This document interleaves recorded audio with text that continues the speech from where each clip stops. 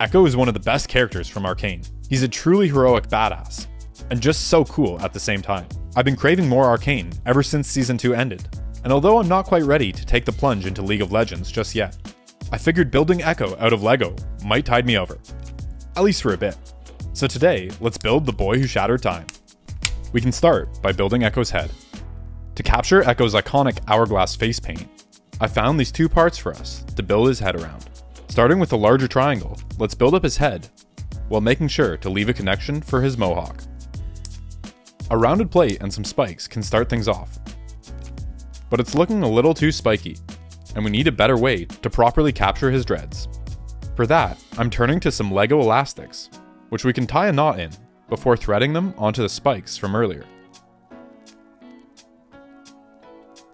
Let's continue his mohawk down the back, with this slope and some clips. A couple more elastics can fit in here too. For the other half of the hourglass on Ekko's nose, I have this tooth part. Let's build it up to get some more connection points, which will allow us to round out Ekko's face.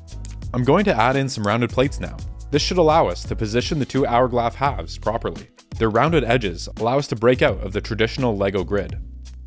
Now, we can go ahead and fit the two halves of his head together, connecting them with some tiles.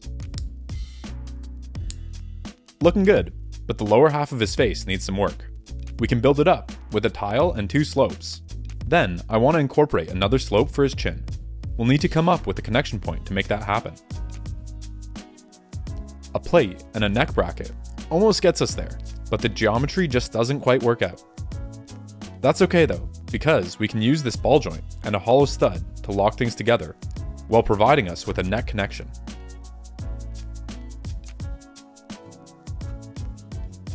Let's tile off the sides of his head, and then a curved slope can round out the backside of his head. One final touch would be to fill in this gap. Let's do some plastic surgery here and add this double cheese slope, which is the perfect size to just sit there. That finishes Ekko's noggin, and we can start on his body, which is the part I think will probably be the most challenging. Making clothes out of Lego is always a fun puzzle, and we need a green jacket, a workshop apron type thing, and a white shirt underneath. This Ben 10 torso is a great starting place because it's about the right size for the head I just made. For his white shirt, I think the wrinkly details on this large Hero Factory shell could be just the thing. We'll cover most of that shell with a workshop apron. To build that, I'll use some plates as structure. Then, a curved slope can attach into another pair of plates. Next, I'll employ these roof tiles, which I really like because the studs on them give the impression of buttons. Now the real challenge will be attaching this to that larger shell, which has very few connection points. For that, we need to get creative and maybe... Like I was saying, let's get creative with our connection and kill two birds with one stone by using a pair of these bandoliers as Ekko's belt. They should also hold the apron in place. Let's attach two of them together, then build up some structure so that we can clip it into the back.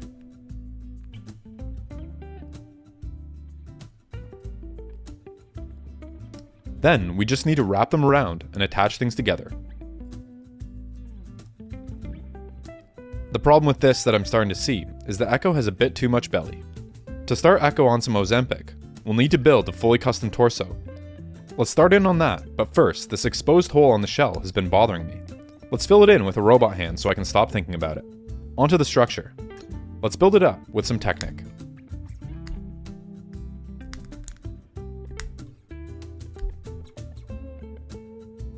For this subassembly, I'm making it asymmetrical so that we have some connection points off to one side, which those belt parts can attach into. Let's connect that in, then attach the belts.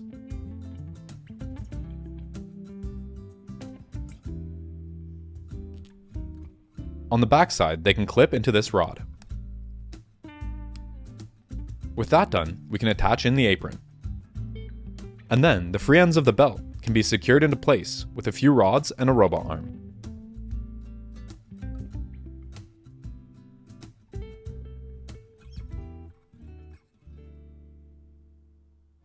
For a hip connection, let's start with this axle connector and add some ball joints. Then, to continue the apron down, let's build up a little structure so that we can connect a pair of dark brown details. I'll lock the neck bracket in place with another rounded plate. We can clip this into the rest of the torso. Because it's attached in with a pin, we can actually get a little bit of hip rotation here, which will be super helpful with posing. We can continue the structure of Ekko's torso here with a Technic skeleton.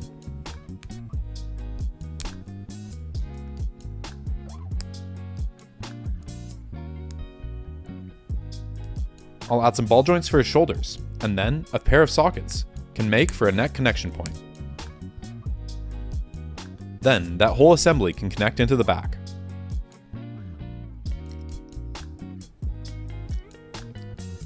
Up next, we need to knit Ekko's signature orange scarf. For that, I'm using this relatively new reddish-orange color, which I really like.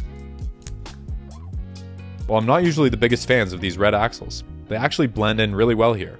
Instead of being an eyesore like they usually are on modern Technic sets, the red from those axles and the new reddish-orange work together much better than if those axles had been black. Maybe I've been being too hard on them. Let's do some minor surgery and slide the scarf assembly onto the shoulder axle. We can cover up some light gray here with a pair of orange tiles. To fill things in more and make the scarf more scarfy, let's add a second layer. I'll build it with some Technic panels and red connectors.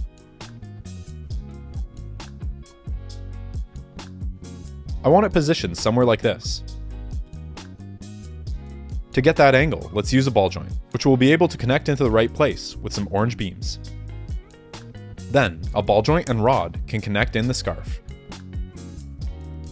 We'll have to remove a couple parts once more to get this position where we need it. After replacing them, we can swing the scarf into location.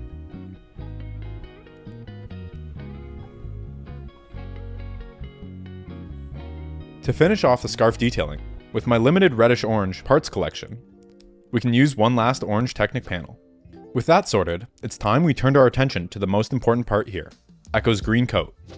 I was initially going to make this coat black, but some of my LEGO buddies pushed me to make it green like the source material, and I'm really glad they did. Whatever the color, these large Technic panels are the perfect parts for the job. I'll use some Hero Factory bones so that we can position the coat as needed. We can continue the coat by building up some structure so that another of these large panels can attach into place.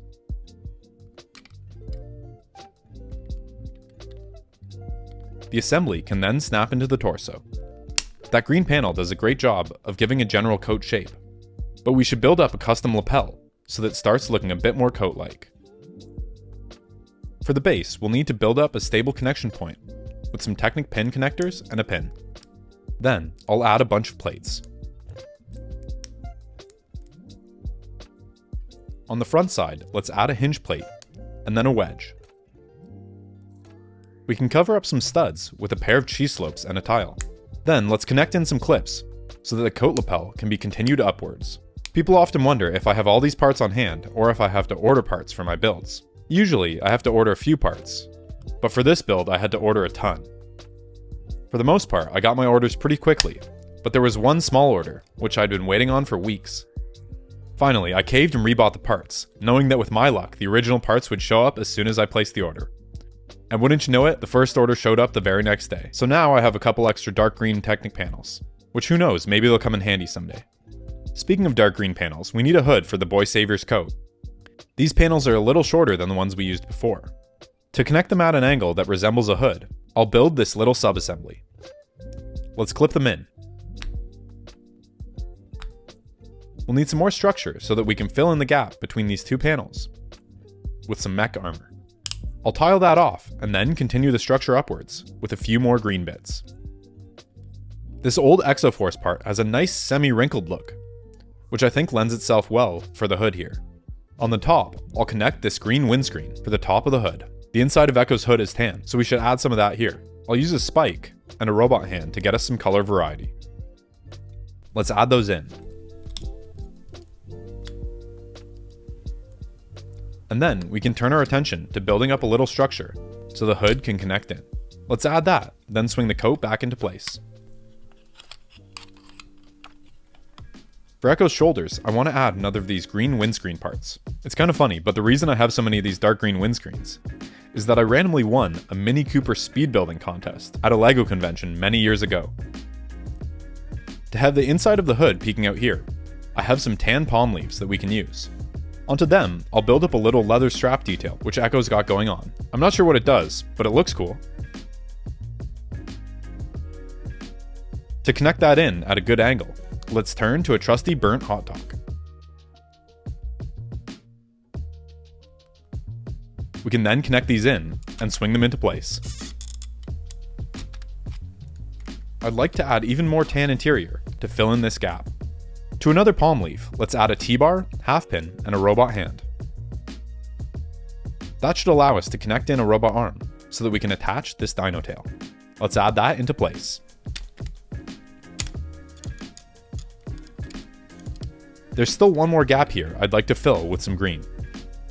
For this kind of assembly, there's a lot of building that goes on behind the scenes, so that I can get things to fit together well, and we have a nice cohesive look at the end of the day. Speaking of cohesive looks, let's add those in to complete Ekko's torso.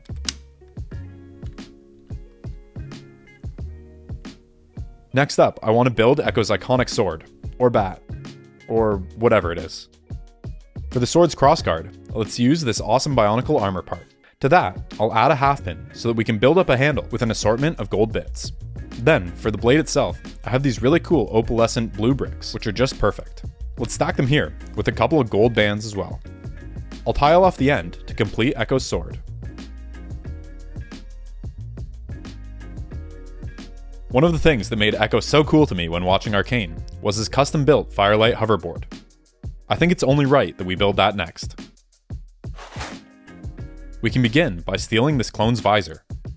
I think we could make a pretty nice fan blade out of a bunch of these. They're only supposed to connect to clone helmets, so to array them into a fan, we'll need to get creative and use a pair of these dishes connected by a rod. Let's go ahead and snap those blades into place.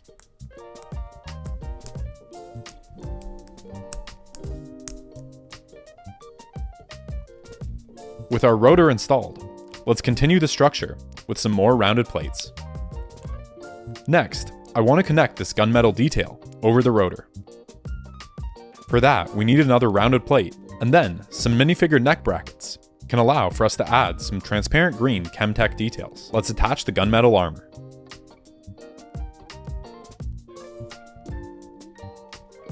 Next up, I'd like to add in this silver thruster part. We can build up some structure here.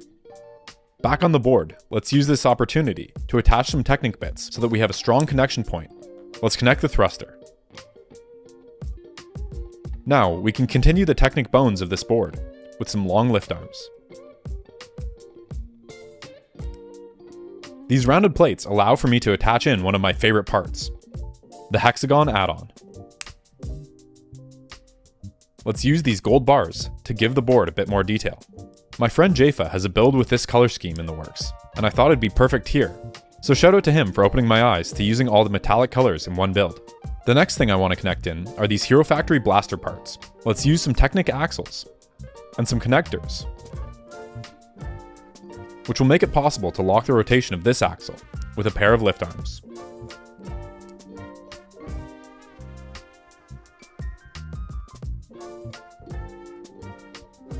That'll give us a nice spot to attach in the blaster halves. However, there's a hole here that I want to fill in. For that, let's connect two macaronis together and leave a little gap between them so that they can slide into place. We can swing the hexagon back around to lock them in. For the floor of the board, I want a nice flat surface for Ekko to stand on. Let's build it up with some pins and a pair of connectors. Then, on the underside, let's add even more pins and connectors. Time to snap that into place, and then we can add even more transparent green details. And while we're at it, let's add a few more hexagons. Up next, these Hero Factory guns are just what we need to continue the board's floor. I'll add a pin axle to them and connect a pair of them in. To get some gold on the front of our board, we can turn to these short corrugated tubes, which I'll add a little more transparent green to. Then, a pair of these can slide into place underneath the blaster, using the tried and true shove a part in there and hope it doesn't fall out technique. For the front of Ekko's board, I have this silver wing bit. Let's add some rounded plates to it, so this robot hand can give us a connection point in the right spot. Next, I'll build up some past the base gunmetal details for it. let's connect some structure around this rounded plate so that a pair of those details can clip in. Let's add the wing to that, and then back on the board side, we can add in this rod. We can continue the details here, and then mirror that over to the other side. If me not connecting that little subassembly is bugging you as much as it's bugging me editing this, worry not, I'm gonna fix it right now. Then, this axe blade can complete the front of the board. Up next, I'm gonna magically thread this cable through the board as one last detail.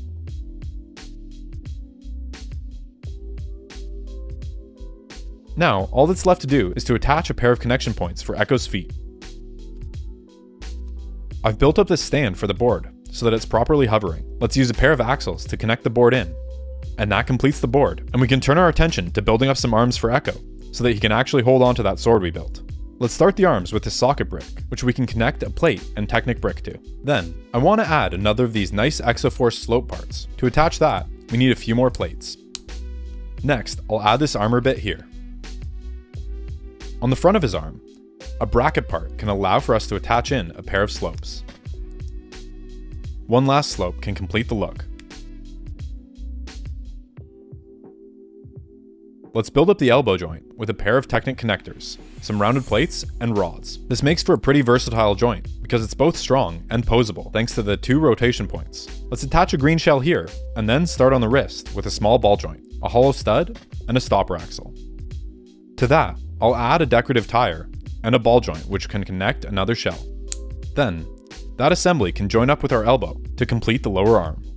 Now, we can attach it into the upper arm.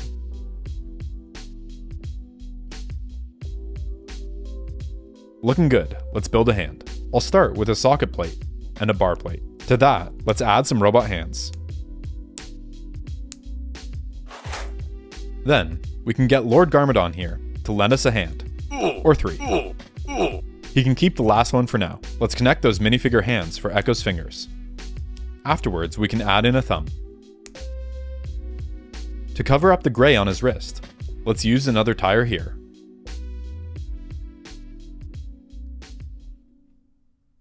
Let's snap that into place. And if we need a little more posability, I'll just remove this slope to get a full range of motion for Ekko's arm. For his left arm, I'll also add one more detail in the form of some leather armor. Let's make his pocket watch to hold while we're here. Thinking back to the hoverboard, I really want to give it the appearance of motion by building up an energy blast to have trailing behind the board. For that, I have a bunch of these transparent wing parts. From the main trail here, I want to have a couple more wings blasting out to the sides like this. To connect them, I'll use this Technic gear part. I'm using some white for the structure here, so that it looks like the white hot core to an energy blast. Let's add 3 ratchet joints, then we can clip in our wing parts. For even more energy details, I want to add in these fins. Let's add in the main energy trail. It's looking good, but I want even more of an energy blast. Luckily, these windscreen parts should be just what we need. To attach them, I'll use a round plate and a robot hand. 4 of these can be patterned around this bit here. Although, to attach this in, we'll need to temporarily remove the main trail and these energy parts. Let's reattach all the transgreen bits to complete our energy blast.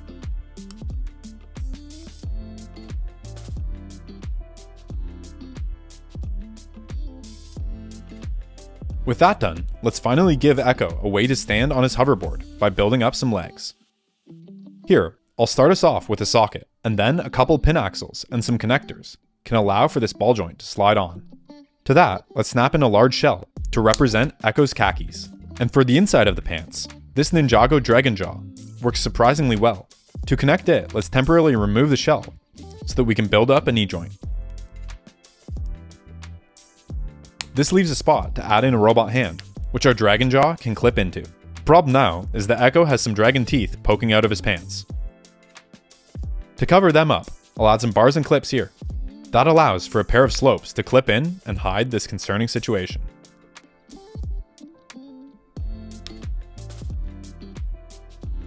A tile can wrap up Ekko's thighs, and we can start on his lower legs. Here, I'll begin by connecting a few small shells together with some rods. Then, I'll connect a robot hand, which can hold this minifigure lance. Let's use some rounded plates to lock things together.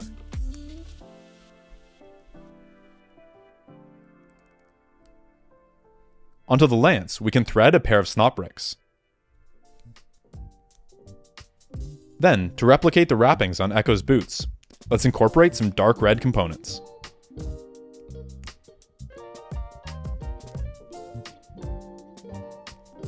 Let's continue his boot upwards with a tile. And for the backside, I want to use this slope. To attach it, let's steal Garmadon's last hand. I guess we'll just have to buy another Garmadon for his other leg. After connecting that in, we can build up the sides with this plate, which we can adorn with these slopes. I'll repeat that onto the other side. Next, let's build up a little assembly to cover up those rounded plates on the backside of his legs. Let's add those in.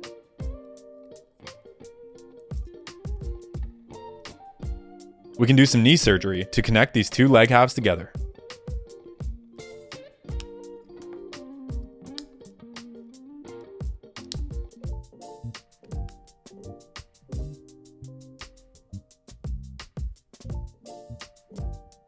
For his foot, let's fill in the gap this prefab foot part comes with by connecting a couple of cheese slopes.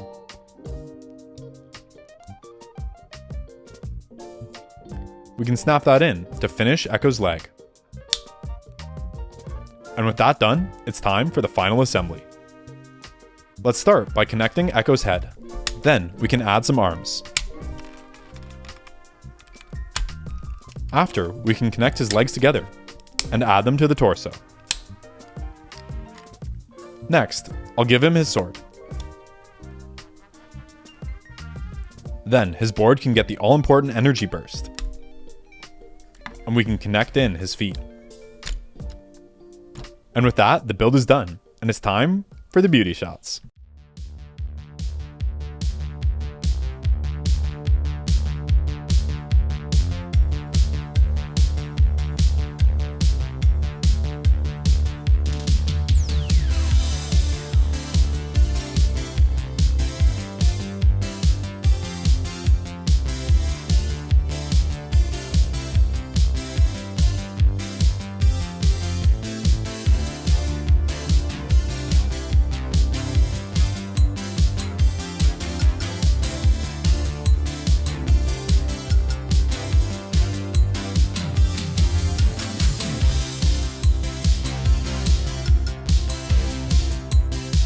Thanks to all the amazing people supporting me over on Patreon. And special shout out to my newest patrons, Cody Agostini and Josh Saruda. You are the building blocks that make this channel possible.